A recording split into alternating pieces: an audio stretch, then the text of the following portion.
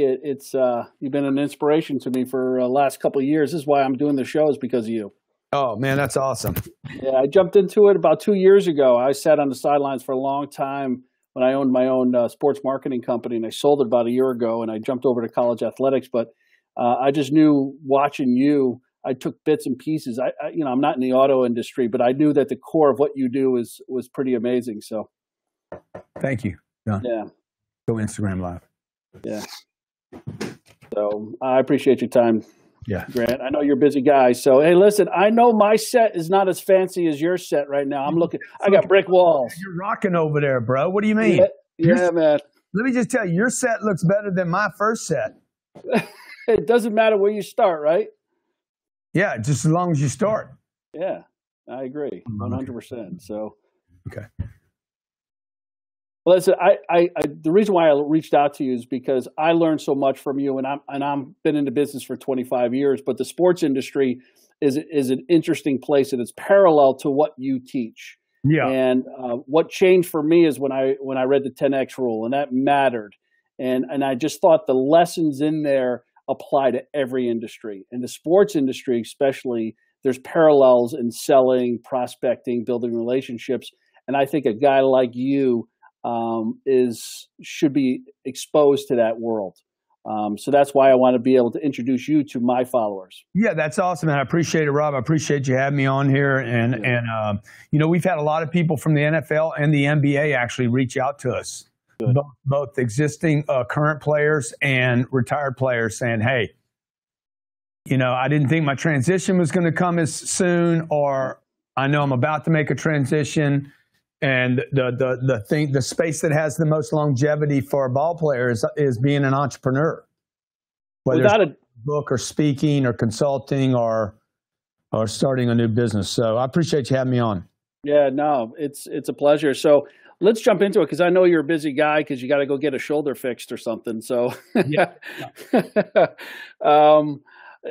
Just tell a little bit of your story because I think your story is incredible and it really. I think it matches up with a lot of what you said. A lot of athletes come from that type of humble beginning. They got obstacles. They overcome the obstacles. They kick its ass and they keep moving forward. And that always resonated with me about you. And I think that's what kept me kind of enamored to you. So tell your story. Yeah. So look, I came from a middle class family. There was no way because of my size. I mean, maybe that was an excuse, but I love what kid doesn't love sports, right? Right. I was watching the sports figures. My dad died when I was 10 years old. I was raised by a single mother. And so what am I watching? The TV is my major influencer. I'm watching TV. There was no internet at that time. I'm watching sports figures and crime figures. There wasn't any rappers back then. So I'm watching the Valachi papers, Al Capone stories, Don Corleone, Joe Valachi, and I'm watching Dick Butkus on the weekends. Mm-hmm. So there was no way I was going to be a football player. I'm 5'8", maybe if I'm on my tippy toes. I've never been the faster guy, the stronger guy. The first time I played football in junior high school, I got hit in the back, and I'm like, this is not for me. But something is for everybody, right? Right. So I wanted to be a successful guy. I think everybody wants to be successful in their own right, whatever that is. So what was that turning point from you when you graduated from college with an accounting degree, I believe? Yeah. What was that aha moment? Were you lost or did you have an idea of what you wanted to do? Look, I was so lost. Okay, this is why I was telling you about reading the crime figures and the ball players. If you can't be a ball player, then you're like studying the crime stuff. Like I know I don't want to be a criminal. I'm 10 years old, then I'm 12, then I'm 14, then I'm 18. These are all crucial years for the individual. Bottom line is I was watching those guys because they were successful. What I thought was successful. The only reason I finished high school and the only reason I went to college was because my mother said if I did those things, I would be successful, that was the path to success.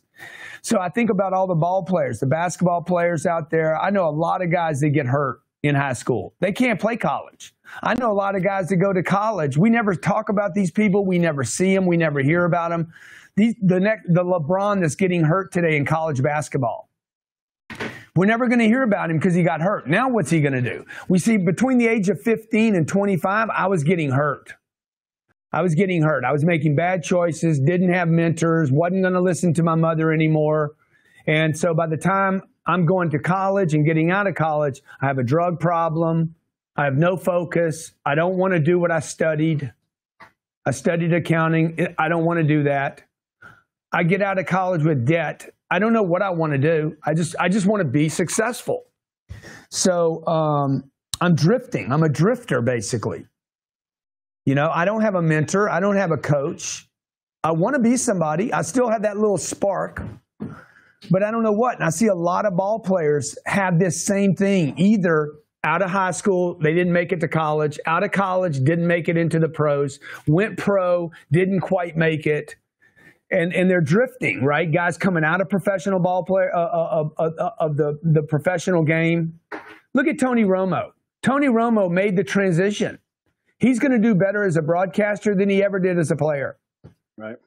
But most guys don't make that transition, right? They just fall in the gaps. And that's what I had done. I had fell in the gaps. So when I was 25 years old, I had a sales job in a Lake Charles, Louisiana. I didn't want to be a salesman, but I didn't want to go back to my other life either, which was this drift. And I made a commitment to becoming a great salesperson, even though I hated it. Disclaimer, I hated sales. Still hate it, actually. And why is that? Just because it's uncomfortable? Because it's no fun, man. It's no fun. It's no fun when you're getting your brains kicked in. You know, I watched the Miami Dolphins this weekend. Most of their season has not been fun. It's not even fun to watch them. And then I watched them beat New England the other night, and I was like, damn, they're having fun again. So you know, when you're doing sales and you're an amateur or you're not committed, you are going to hate it. The rejection is so real, right? It's like Peyton. Peyton got dumped 2 weeks ago, right? The grown man crying on TV, man. Mm-hmm. 14 years he's been showing up for the Giants, right? Yeah, and Eli. Benched the guy. Right. Eli, right? Like how bad does that hurt? You know, that's happened to Eli one time in 14 years. It happens to a salesman every day. Yeah.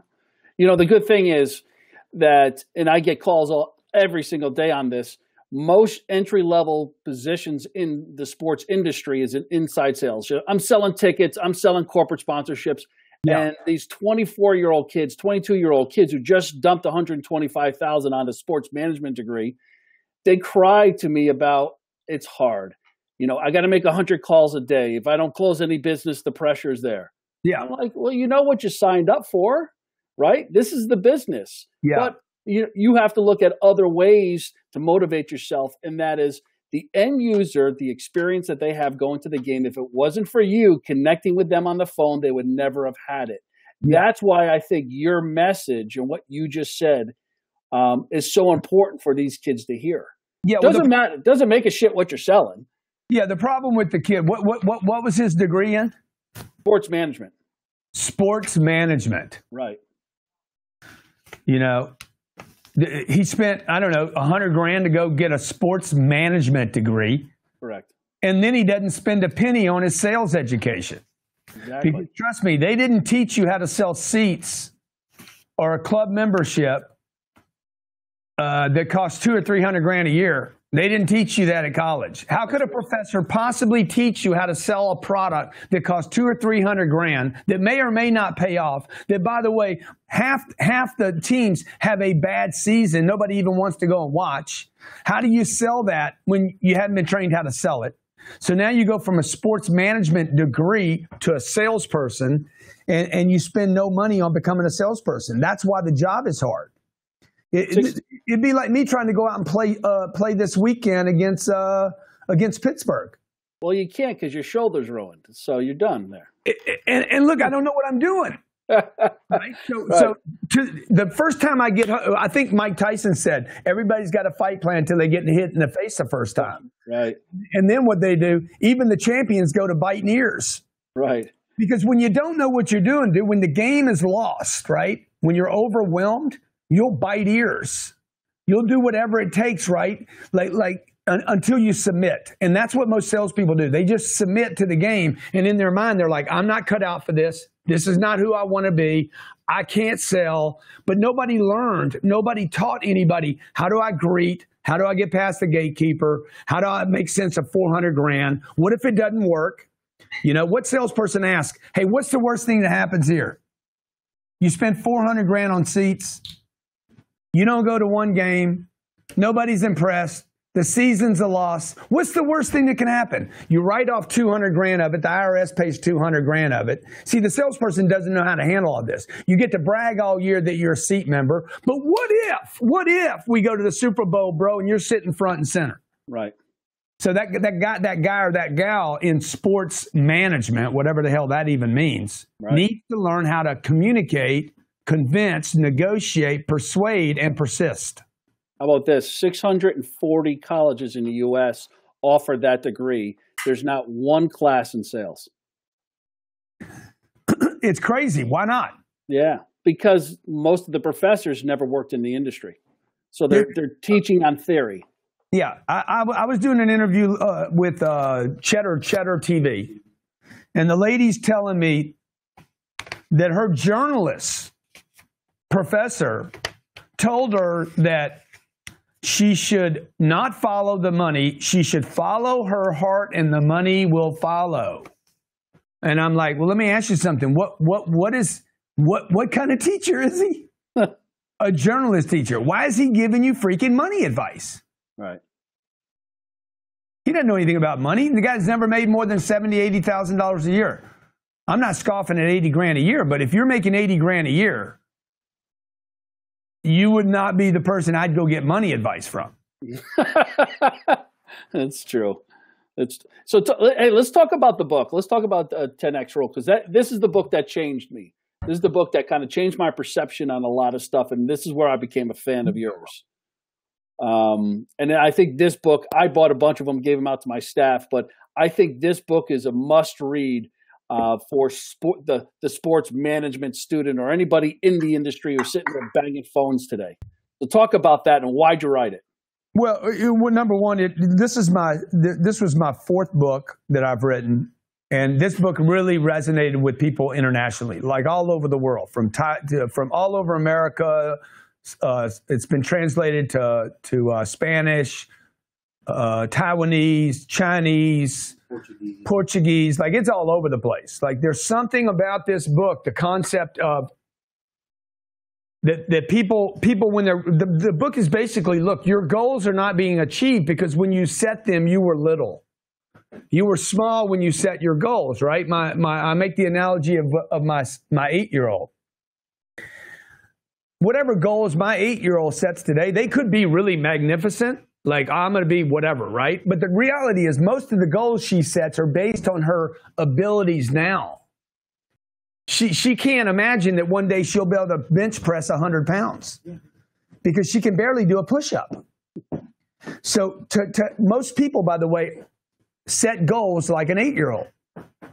I want to make $1 million. This is that magical number on finance.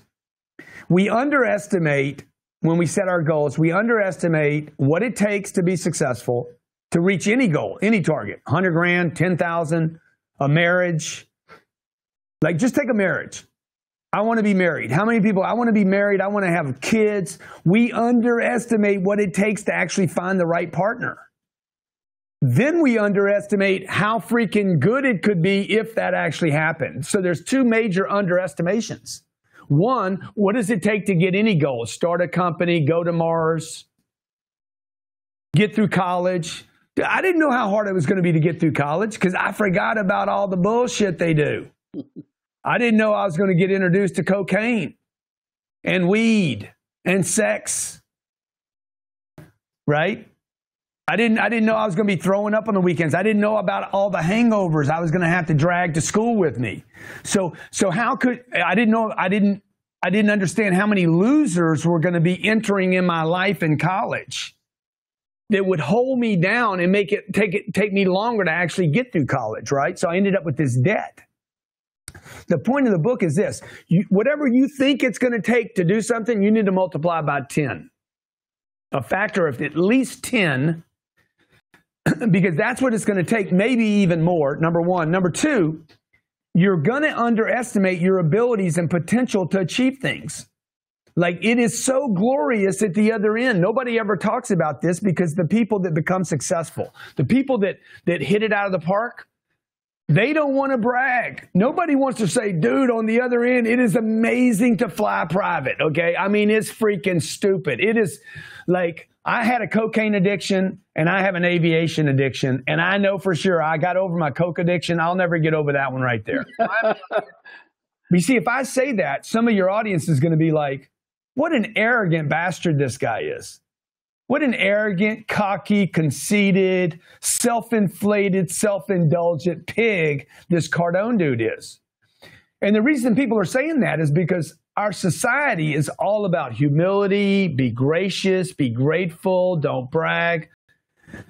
So we never get to experience, nobody ever tells us about the upside. You know what I'm saying? Like, to be number one in your field is unbelievable. You know, you don't get to hear from Steven Spielberg about, hey, it's freaking unbelievable. You hear Kanye say it in his songs. And we all have opinions about that, right? About what, you know, why is it so braggadocious? Look at the celebration that they took away from the ball players. And like, no, don't do all that. You don't need to do all that. But look how many people actually like watching the celebrations, right? But there's something about in our society that we have made wrong with successful people saying, oh my God, it's unbelievable up here. And I think, and that's what the 10X rule is about. It really gives people permission to overwork. You know, like a guy told me today, he's like, man, you're stressed out all this stuff you're doing. I said, dude, I ain't stressed out by all the stuff I'm doing. I get stressed out when I don't have anything to do. You don't know what stress is to me. You know, you want me to go sit on the beach for 3 or 4 hours at a time? I'm good for about 12 minutes, maybe 30 minutes max. 4 hours on the beach is going to stress me out. I'm built for production. I'm built for speed. I'm built for obstacles and barriers. I like that game. And because I know the payoff is so wonderful. And that's what I'm telling people in the 10X rule. So when you wrote the book, something that when I listen to your content, I don't know sometimes if you're doing it because that's on your mind at the moment. And it's almost like, because I write content sometimes, it's almost like it's self-counseling for myself, because that's how I feel at that moment. Yeah. Right. And I'm like, listen, I'm scared as shit to go into work today, but I know if I can work through it, and right. If I can't be by myself with that, something like the 10X rule, was that just almost like for your self-medication of, I know I could do this. I know I could do this. Yeah. Actually, what I was doing with that book, I've done it with all my books, actually, except maybe for the last one. Like this book was written right after the collapse, the economic collapse. Yeah. And I was trying to figure out how to get out of my situation. Right. And basically, if you were in 2007, 2008, if you were a CEO, when Lehman collapsed, you weren't a CEO anymore. You were a salesman now. I just had to make the shift from being an executive back to a sales guy because I needed revenue again that wasn't dependent upon plastic and mortgages and make-believe. The 10X rule was written at a time where I was doing extremely well in my businesses, but I was like, how do I scale this thing out now so I could really do something enormous? We hadn't gone international yet. People didn't know my name. You know, I wasn't on TV all the time. I wasn't doing interviews constantly. I'm like, how am I going to scale this out so that my legacy, my material could get scaled out around the world, right? So how could I 10X this thing or 100X it or 1000X it? And that really, I was writing the book to figure out what would the calculation be.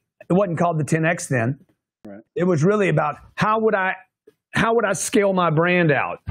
And that's what I did. I wrote what it would take for a person that I had underestimated my abilities. I underestimated how much money it actually takes to be successful. I underestimated what my family, my church, my community needed. I'd underestimated my own potential.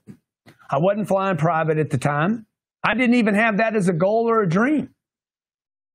You know, I wanted to be the expert in one space. That's what my decision was before this book. By the time I finished the book, I'm like, no. Dude, I want to be in about 5 spaces that people know me for. Nobody knew about my real estate holdings at the time because I was keeping it quiet and private. So the 10X rule was really, it wasn't a cathartic. I know some people write kind of like a therapy to rehash the past. This book was really about creating my future. And it not only helped me 10X my business, probably 100X it actually, but it also helped, it's helped a lot of other people think bigger. I think the one thing, and I know people get different pieces of it, and it means something different to everybody. For me, it was about effort and, you know, doing a self-audit of what's your effort like every single day. Now, I don't have the attention span to write down my checklist every morning, but what I got out of it in the back of my mind was effort. But one other thing, Grant, and you talk about this, the one thing that I love about your business is because it's so diversified, and you talk a lot about multiple revenue streams. And I think that's so important today because there's no more pensions anymore. Your real estate business is always intriguing to me. And I think listening to you and how you explain it and break it down is brilliant. And it's opened my eyes to that side. To me personally, that is my connection to you, because I think that part of your business for a lot of people, especially guys that have been around for a while, that you're hitting home with us on that piece of it, you know, because it's so sophisticated, but you make it very, very simple. Yeah. So the real estate piece is, you know, again, this is another little baby out of the 10X rule. I've been buying apartments for myself for 25 years. Today we own, when the economy collapsed in 2008, I owned 600 units. Today I own 5,000. Jeez. So I did most of this with my own money. And then last year, I'm like, what am I doing here? Why am I not opening this thing up to other people? It was family, friends, and me.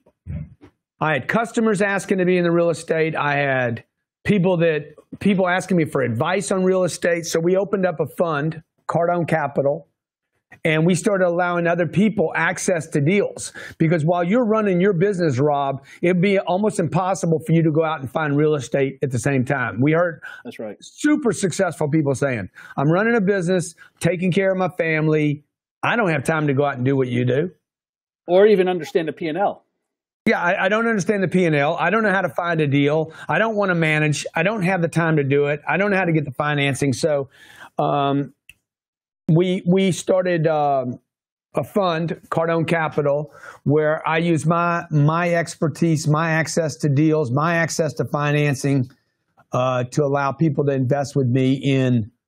These are big income producing properties, either multifamily or office, that will produce income, passive flows of income for people for not for a year or 2 or 3 or 4 years, but for hundreds of years.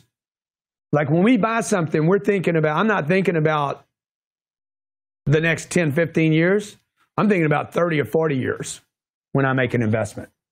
How do people get in touch? People who have the resources to invest in it, how do they get in touch with you on that one? CardoneCapital.com. You can go there. There's some information you can fill out there if you're interested in it. Only for qualified investors. I started for my brother and my sister, and then we do a show every Monday on it. By the way, people can watch for free on how to buy real estate if you want to do it on your own. If you want to try to do it on your own. I've had people try to do deals on their own, look at what we're doing there and say, hey, I can actually make more money doing a deal with you and not doing it than I can doing a deal on my own. So I'm doing this as an alternative to people because, like my twin brother, very successful dude. He's like, look, I'm running my business. I don't have time to do that, but I want the money for my business to go into this thing as a way to diversify so that when I can't work this deal anymore, I can get income from that deal. And we actually created this structure, Rob, where people that invest with me now that I don't know, Yeah. get the same exact deal, the same terms that my twin brother and my sister get. Wow. So I really want to use it as a vehicle to disrupt Wall Street and the banks. Yeah. Because people end up putting their money at the banks. They know they're not getting any money there. Right. They just think the bank is safe, which is not. You can't even get your money out of the bank. And then they throw their money in Wall Street. The only people getting rich in that deal is Wall Street and the banks. So I really want to disrupt this with this vehicle. I want to disrupt that model. Real estate's a great place. So I want to shift over to TEDx GrowthCon. All right. And because I want you to talk about that, because I think what you're doing in that space is amazing. I know this is your second year, but when you thought about this and just your mindset as an entrepreneur, are you really listening to most of these projects you work on? Are they shifting because you see what the marketplace is dictating to you? Yeah. You see. So what happened was when live stream came out, when live stream video came out on Facebook or Meerkat even and Periscope, and I went so hard into the live stream. There's only maybe one or two other people on the whole planet that use it the way I do. Yeah. And we were delivering so much content. This week I will do at least probably 10 or 15 live streams this week without any exaggeration. I don't think that's it. Like, I know I do one every day for an hour a day. You got to get back up on your porch, man, smoking cigars with that sunset, man. That was part of my daily routine. Yeah. Yeah. So what happened was we started delivering so much live stream that people were like, where can I see you live? Yeah. Like in person, where can I meet you? So we basically, the environment, the public that watches and follows me, say, hey, I want access to you now. I want to spend 2 or 3 days with you. I want to learn from you and your friends. I want to be part of your network and part of this 10X Nation. So we created a once a year project called the 10X Growth Conference, 10xgrowthcon.com for short. And it's where entrepreneurs, business owners, solopreneurs, network marketers, salespeople show up. You don't have to be involved in one company. It's not a company event. It's where people from all over the world come together and for 3 days start talking about one topic. How would you 10X your business? And what are the problems with that, by the way? Because when you start 10X in your business, it's going to affect the other parts of your life. Yep. And for most people, the challenge is it affects other parts of their life negatively until you figure out how to 10X all the parts of your life. And then it has a positive influence on everything. The one thing that I took, and I think you probably said it years ago, how important it is to get your wife on the same page. And I've been married for 26 years, and it's critical. Yeah. And I, finance person, like people are typically, like if you're running and gunning, you're married to more than one person. yeah. You got to get everybody, you got to get everybody on the same page. The wife, the kids, the receptionist, the assistant, your vice president, your president, like everybody needs to be thinking 10X. Otherwise, when you're trying to accelerate and you got somebody trying to put your foot on the brake, that's when the car gets worn out. A plane doesn't get worn out in the air. It gets worn out landing and taking off. How much do you find that you work on the business or versus in the business? Are you kind of constantly vision, or are you in the weeds every day? I think I'm a weed guy. Yeah. You're an operator? It goes down twice a day, but I'm a weeds guy. I'm not I don't know that I'm a big visionary. My visions come in seconds. Hey, I got a vision, man. And by the way, if that vision don't work in like 24 hours, then we're moving on to another vision. I leave the Sharma shit. What's the doctors called? What are they called? Shamans. The shamans. I leave the shaman stuff for the other guys. So anytime you look at an opportunity, are you first looking at the money part of it or the scalable part of it? I look at the interesting question. Which one do I look at first? I'd probably look at the money first. Can I make money on that deal? Can this deal finance itself, fund itself, pay itself? Then can I do this a second time? So I'll give you an example. It's got to pass the first criteria. Let's say it's 2 units, or it's a book. Really doesn't matter, right? The last book I wrote took 19 months. The book right after that took 24 hours. I want to do this book. I don't want to do this book, right? This book took 19 months to do. This book took 1 day. Yeah. So first thing is, I did them both, by the way, so I might do that. But let's say I'm buying a duplex.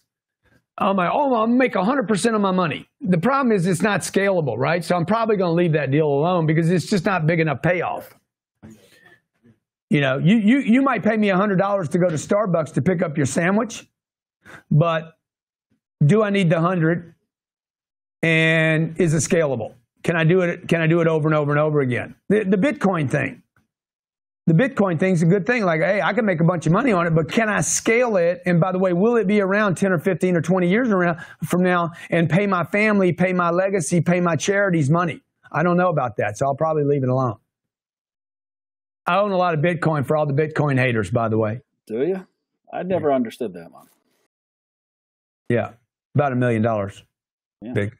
I got 50 grand and it's $1 million today. But the point is, for you guys that are going to hate on me for saying, if you don't have any money, the last thing you should be invested in is the cryptocurrency at this point.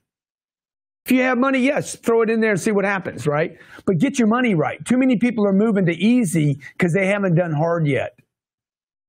Let me ask you this question. I know it comes up a lot because I know you employ a lot of people. Yeah. From the time you started in the industry to where you are right now, just one more question, I guess. I know you're probably running behind. Yeah, they're asking me to bounce right now, but I love this interview with you, man.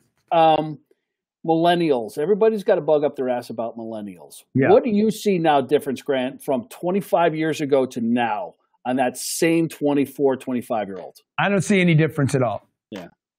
I don't see one iota difference. I don't understand what the big deal is. Okay? I know what I was like at 24 years old. Right. And I know, how old are you, John? 27. John's in better condition than I am right now. John's at 27 years old. And John's already flown private on my damn plane, man. He's way ahead of me. More than ever been on a commercial. He's been on my plane more than he's been on a commercial airline. He's doing great, okay? I'm surrounded by mostly millennials here. Most of them are in better shape than I was at 24 years old. So I think it's a bunch of malarkey people saying, I was listening to Stairway to Heaven and the Lemon Song. I was listening to the Lemon Song, and my mama's like, you go listen to Led Zeppelin's Lemon Song, man. And my mama's like, what? Okay? I don't think my mom even understand what the song means. She was rejecting the song, and she didn't really even understand what we were squeezing. Squeeze a lemon.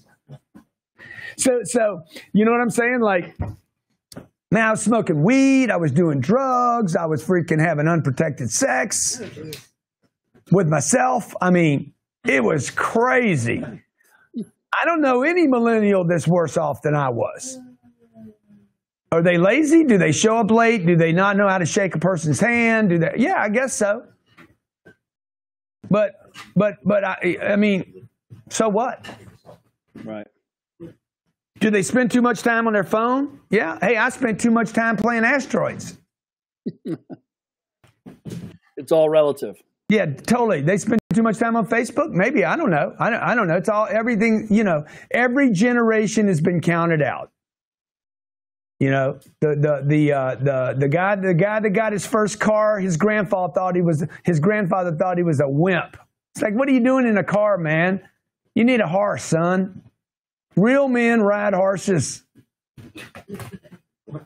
Okay, Rob, thank you, bro. I appreciate you, man. Appreciate your audience too, all right? It was great. Grant, thanks for everything. We'll do it again sometime, man. Thank you. All right, brother. Next time I'm in Miami, we're doing it.